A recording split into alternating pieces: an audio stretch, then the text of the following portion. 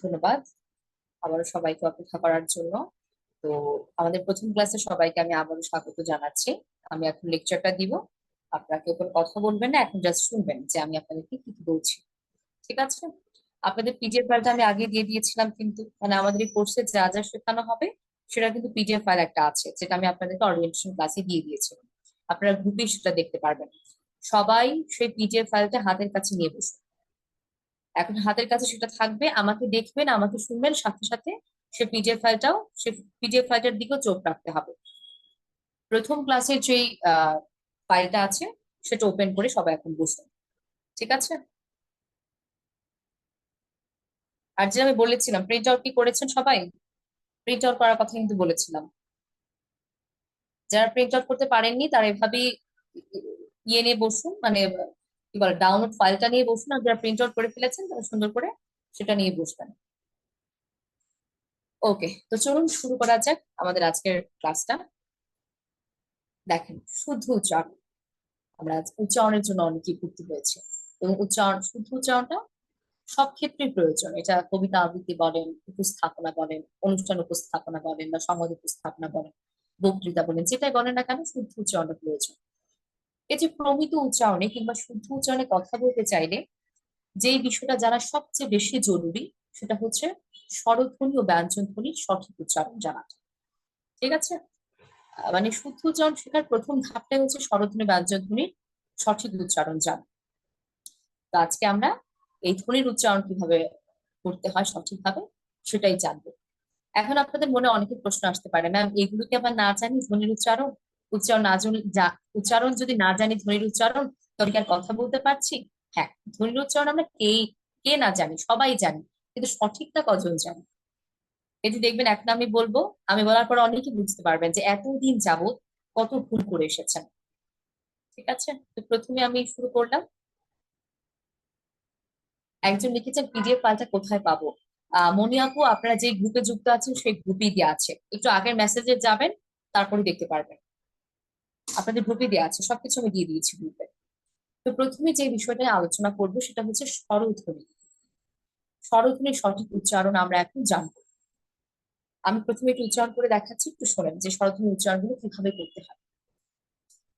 অ, আ, ই, ই, উ, উ, রি, এ, ওই, ওই, ও, ও, ও, এ, এ। এখন আপনাদের অনেকের মাথায় একটা প্রশ্ন আসতে পারে যে মিস, আমরা তো সবসময় ও পর্যন্ত পড়েছি, এই এটা থেকে এলো? এই এটা হচ্ছে স্বরধ্বনির একটা উচ্চারিত রূপ, যেটা লেখার ক্ষেত্রে কিন্তু আমরা ব্যবহার করি না। আমাদেরকে যখন বলে স্বরবর্ণ লেখার জন্য আমরা কি এটা ব্যবহার করি? দেখেন ব্রেকেটে যেটা আছে এটা, ওটা কিন্তু ব্যবহার করি না, ও পর্যন্তই লিখি। ওই এটা হচ্ছে উচ্চারিত রূপ। একার আছে না, একার, ওই একার দিয়ে গঠিত শব্দ কখনো কখনো একার রূপে উচ্চারিত হয়, কখনো একার রূপে উচ্চারিত হয়, কিছু ব্যাকরণ জড়িত নিয়মের কারণে, যেটা আপনারা আপনাদের সপ্তম ক্লাসে খুব ভালোভাবে জানতে পারবেন, যে কখন কখন এই একারটা একার রূপে উচ্চারিত হয় আর কখন একার রূপে উচ্চারিত হয়। আজকের ক্লাসে শুধুমাত্র এটা জেনে রাখুন যে এটার একটা রূপ হচ্ছে এ, আর একটা হচ্ছে এ। এই এটা হচ্ছে একটা উচ্চারিত রূপ, যেটা লেখার ক্ষেত্রে ব্যবহার করা হয় না। ঠিক আছে? আমি আবার একটু শুনিয়ে দিচ্ছি, বলে দিচ্ছি, একটু শুনুন, শুনুন সবাই। অ, আ, ই, ই, যেটা হচ্ছে রস্বই, এটা খুবই স্বাভাবিকভাবে উচ্চারণটা হবে উইদাউট এনি প্রেশার, ই। আর যেটা দীর্ঘই, ওইটা একটু দাবিয়ে শক্ত করে উচ্চারণটা করতে হয়, ই, ই।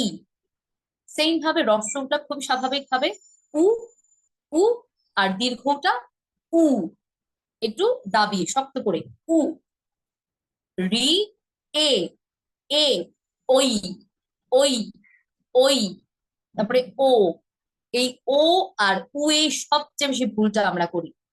আর ধ্বনির উচ্চারণ যদি ভুল হয় আমাদের, তবে অবশ্যই আমাদের উচ্চারণ ভুল হবে। কারণ ধ্বনি দিয়েই তো সব হচ্ছে শব্দ বাক্য, যেটা আমরা তৈরি করছি, তাই না, ধ্বনি উচ্চারণের মধ্য দিয়ে। তাই ধ্বনির উচ্চারণটা সঠিক হওয়াটা মানে মাস্ট এটা। আমরা উ আর ও এর মধ্যে ভুলটা করি, আমরা কি করি, ওটাকে উ বলে ফেলি, আবার উটাকে ও বলে ফেলি। একটা হচ্ছে উ, উ, এখানে ঠোঁটটা একটু সামনের দিকে যাবে উ, আর ওটা হচ্ছে ও। ও উ, ও উ, এইভাবে বাসা অনুশীলন করবেন। এখন দেখিয়ে দিই কিভাবে আপনারা বাসা অনুশীলন করবেন। এভাবে অ, আ, ই, ই, উ, উ, রি, এ, ওই, ওই, ও, ও, ও, ও হবে ও, ও, ও, এ, এ, অ, আ, ই, ই, উ, উ, রি, এ, ওই, ও, ও, ও, এ। ঠিক আছে, এইভাবে হবে। এটা হচ্ছে আমাদের স্বরধ্বনির সঠিক উচ্চারণ। আগে যে যেভাবে করেছি ওইটা ভুলে যান, এখন থেকে যেটা করাবো সেটাই ফলো করতে হবে। এই গেল স্বরধ্বনি। এখন চলে যাব স্বরধ্বনির বড় ভাই ব্যঞ্জনধ্বনির কাছে। তো ব্যঞ্জনধ্বনির উচ্চারণ গুলো ফার্স্টে শুনিয়ে দিচ্ছি, এরপরে হচ্ছে ভেঙে ভেঙে বলছি। ক, খ, গ, ঘ, ঙ, চ, ছ, জ, ঝ, ইয়, ইয়, ট, ঠ, ড, ঢ, ন, ত, থ, দ, ধ, ন, প, ফ, ব, ভ, ম, প, ফ, ব, ভ, ম, জ, র, ল, স, স, স, হ, র, র, অন্তস্থ অ, খণ্ডত, অনুস্বার, বিসর্গ, চন্দ্রবিন্দু। এইগুলো হচ্ছে ব্যঞ্জন ধ্বনির উচ্চারণ। এখন আমি বলি আপনারা ভুলটা কোথায় কোথায় করতে পারেন, আমারটা শোনার পরেও আপনারা কোথায় ভুলটা করতে পারেন সেটা একটু বলছি। যেমন দেখেন, প্রথমে আমরা কি বলি জানেন? গহ। বাট গহ বলতে কি কোনো কিছু আছে? গহ না, গহ না। গ, ঘ, ঘ। তারপরে উম্ম না, আমরা অনেকেই বলে ফেলি উম্ম। এখানে ম এর কোনো কিছু আসবেই না, এটা নাসিকা প্রভাবিত, এটা হচ্ছে নাসিক্য ধ্বনি উ। নাক দিয়ে উচ্চারণটা করতে হয় উ, উ। বুঝতে পেরেছেন? উ, উ। রস্য উ, অন্তস্থ ওকার, উপরে আবার চন্দ্রবিন্দু আছে রস্য উ এ, তবে কি উ, উ। তারপরে আমরা বলে ফেলি নিয়, উচ্চারণটা কি নিয়? উচ্চারণটা হবে ইয়, এটাও নাসিক্য ধ্বনি ইয়, ইয়, ইয়, এইভাবে। তারপরে হচ্ছে ছটাকে বলে ফেলি স, যেটা সবচেয়ে বেশি ভুলটা করি। যেমন বলে ফেলি ছাতা, ছাগল, এগুলো আঞ্চলিক ভাষা, এগুলো করা যাবে না। এটা কি? ছ, ছ, চ, ছ। আমি কিন্তু আপনাদের সবার কাছ থেকে শুনবো এগুলো, সেভাবে প্রস্তুতি নিয়ে রাখেন। তারপরে হচ্ছে দহ না, দহ না, দ, ধ, দ, ধ। তারপরে যে বিষয়টা ভুলটা করি বেশি, ফ, আমরা উচ্চারণ করি ফ, ফ, বাতাসা বের হয়ে যাচ্ছে না, উচ্চারণটা হবে দুইটা ঠোঁট একসাথে স্পর্শ করে হ, হ। যেমন ফুল, ফল, ফলে, ফুল, ফল, ফলে না, ফুল, ফল, ফলে, হ, হ। দুইটা ঠোঁট একসাথে স্পর্শ হবে এই ধ্বনিটা উচ্চারণ করার সময়, হ। তারপরে হচ্ছে কি আছে, তিনটা রয়ের উচ্চারণ আছে ক্লাসে, একটু বলে দিচ্ছি, দ্বিতীয় ক্লাসে বিস্তারিত ভাবে এই তিনটা রয়ের উচ্চারণ, তিনটা শয়ের উচ্চারণ ভালো করে জানতে পারবেন। যেমন তিনটা রয়ের উচ্চারণ আমাদের মনে হচ্ছে না সেম, সেম না, কিন্তু পার্থক্য আছে তিনটা রয়ের উচ্চারণে। একটা হচ্ছে বয় বিন্দু র, যেটা খুবই স্বাভাবিকভাবে উচ্চারণটা হবে র, র। আর যেটা ডয় বিন্দু র, এটা একটু শক্ত করে জিহ্বাটা একটু ভেতরের দিকে যাবে উচ্চারণটা করার সময়, দাবিয়ে এরকম র, র। আর যেটা ঢয় বিন্দু র, ওটার উচ্চারণটা হবে ইংরেজি RH ও এর মতো, রহ, রহ। কি হবে? রহ। দ্বিতীয় ক্লাসে আরো বিস্তারিত ভাবে জানবেন। প্রতিটা র এর সাথে র দিয়ে গঠিত কয়েকটা শব্দ থাকবে, তবে আরো ভালো করে বুঝতে পারবেন। আজকের ক্লাসে শুধুমাত্র ধ্বনির উচ্চারণগুলো বলে দিচ্ছি। তারপরে কি অন্তস্থ অ, এটাকে অনেকে বলে কি জানেন, অন্তিস্তীয়, উন্তুস্থ, এভাবে বলে, এটা হবে অন্তস্থ অ। তারপরে খণ্ডত, অনুসার বা অনুস্বর দুভাবে বলা যাবে, বিসর্গ, চন্দ্রবিন্দু। ঠিক আছে, এইভাবে হচ্ছে ব্যঞ্জন ধ্বনি আমাদের উচ্চারণ করতে হবে। আবার একটু করে দেখিয়ে দিচ্ছি, একটু শোনেন সবাই।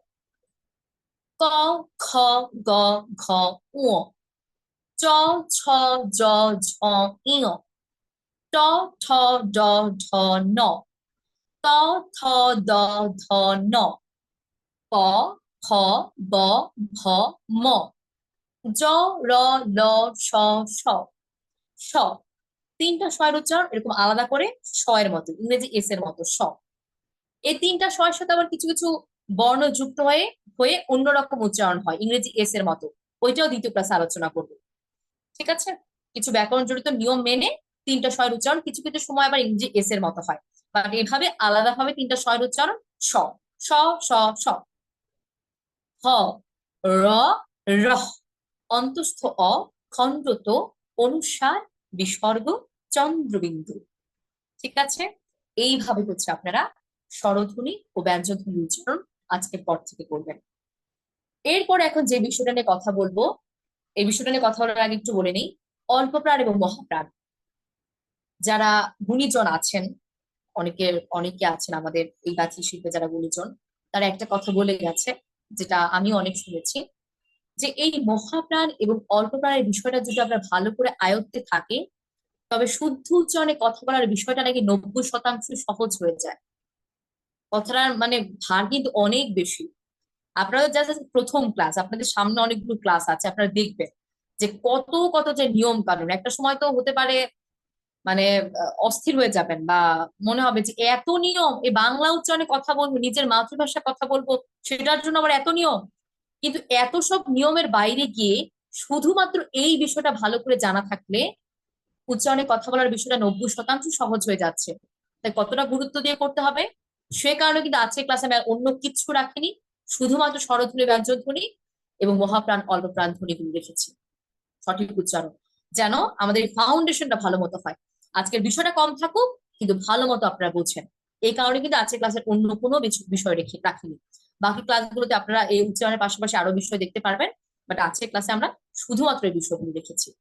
তো এখন কথা বলি, যে বিষয়টা এত জরুরি, সে বিষয়টা মানেটা কি, মহাপ্রাণ অল্প প্রাণ বিষয়টা কি, খায় পরে মাথায় দেয় নাকি চুলে লাগায়, কি এটা, এখন এটা জানবো।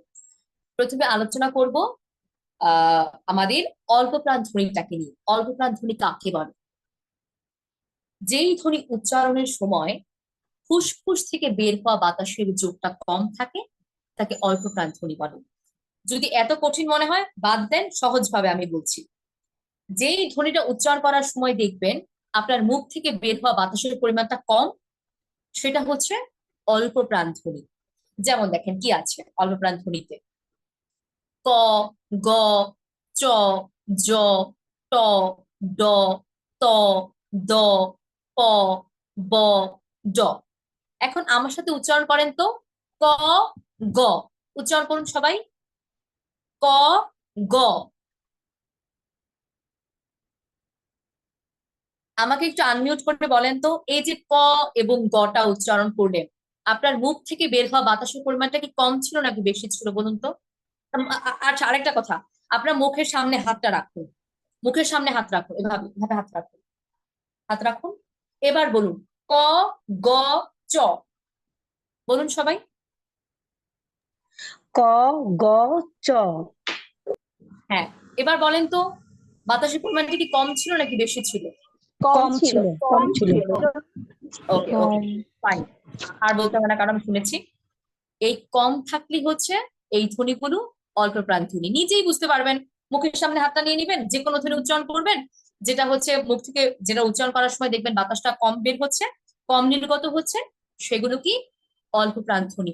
শুধুমাত্র ক, গই না, আরো আছে, যেমন ক, গ, চ, জ, ট, ড, ত, দ, প, প, ব, ড, এই সবগুলো ধ্বনি কি?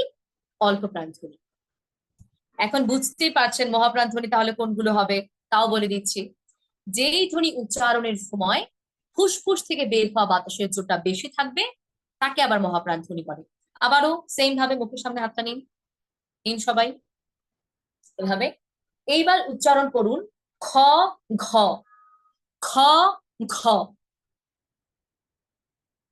হ্যাঁ, এবার বলেন তো বাতাসের পরিমাণটা কি কম ছিল নাকি বেশি ছিল? বেশি ছিল। বেশি ছিল। বেশি Yes, ছিল। এরকম বেশি থাকলে হচ্ছে এগুলো মহাপ্রাণ ধ্বনি। আর সবচেয়ে বেশি আমরা উচ্চারণে ভুলটা করি মহাপ্রাণ ধ্বনির উচ্চারণ করার সময়। কোথায় কোথায় ভুলটা করি এখন বুঝতে পারবেন না, বলে দিচ্ছি। তো শুধুমাত্র কি খ, খ না, আরো আছে। যেমন খ, ঘ, ছ, ঝ, ঠ, ঢ, থ, ধ, ফ, ভ, রহ। এই সবগুলো কি মহাপ্রাণ ধ্বনি। এখন বলি আমরা মানে কোথায় ভুলটা করি। আমরা ভুল ভুল করি কি, দেখবেন যে চট্টগ্রাম অঞ্চলের অনেক মানুষ আছে বা পাহাড়ি অঞ্চলের অনেক মানুষ আছে, ওনারা খটাকে কয়ের মতো করে উচ্চারণ করে, আমি বাদ তাই। যেমন আমার একটা চাকমা বন্ধু ছিল, ও বাংলা ভাষায় কথা বলতে পারতো, বাট এই মহাপ্রাণ ধ্বনিতে ভুলটা করতো। বাদ কাবো না, কি আনছিস, এরকম বলতো, মানে মানে খটাকে কয়ের মতো করে উচ্চারণ করতো। বাদ কাই, না এটা কি বাদ, এটা কি ব, ব বললে তো অল্পপ্রাণ ধ্বনিতে হয়ে যাচ্ছে, এটা মহাপ্রাণ ধ্বনি হবে।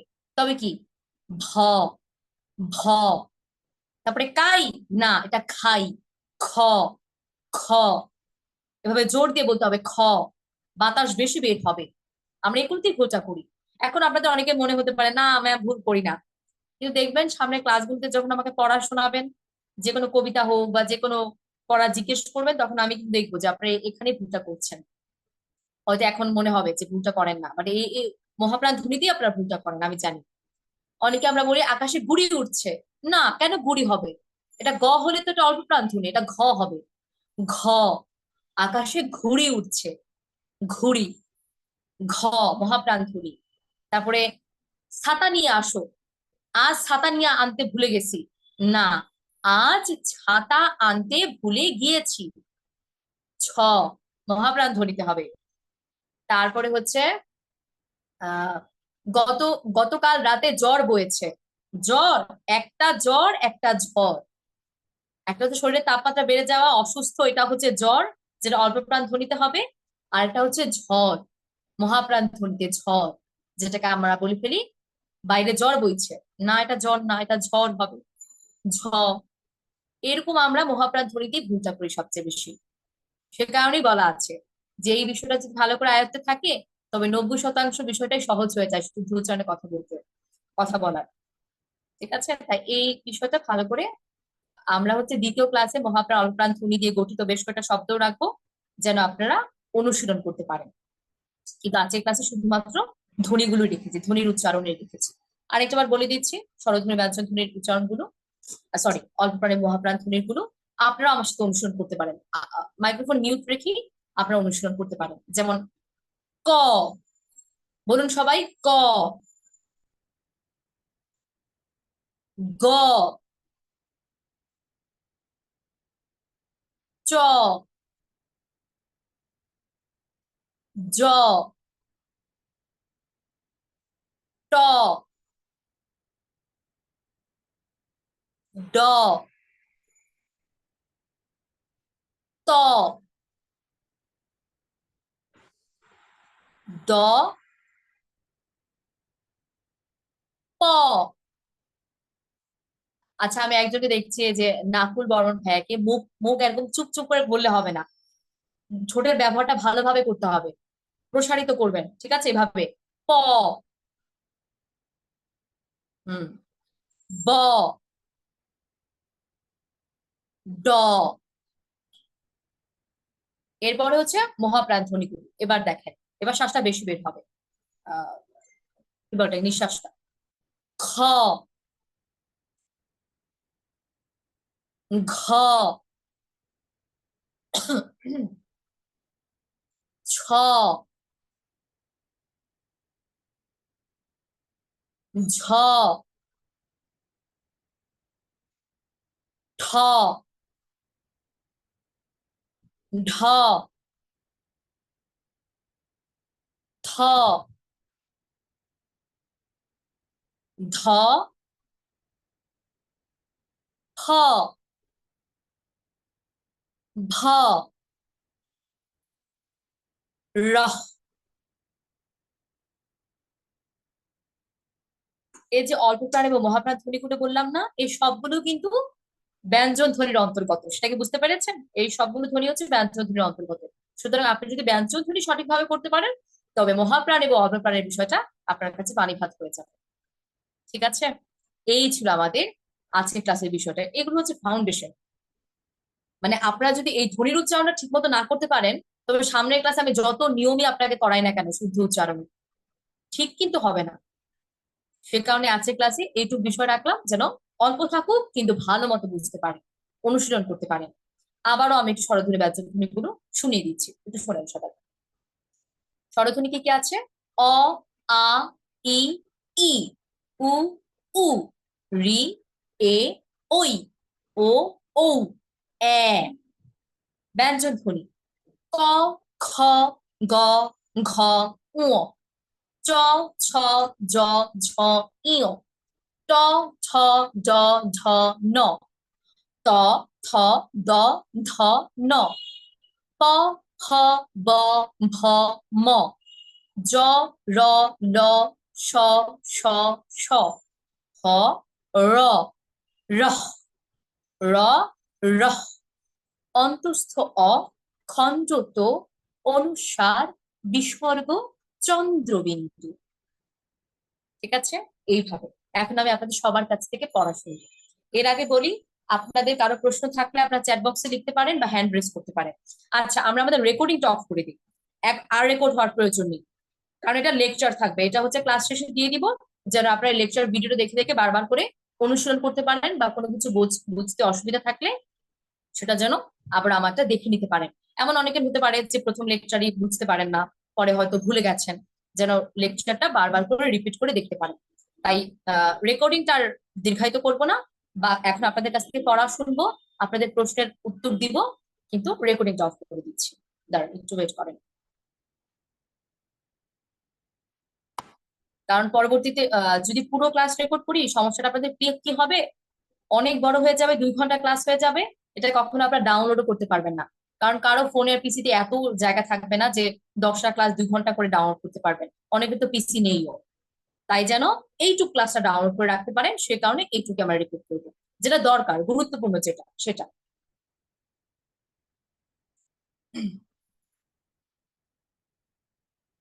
Remove permission.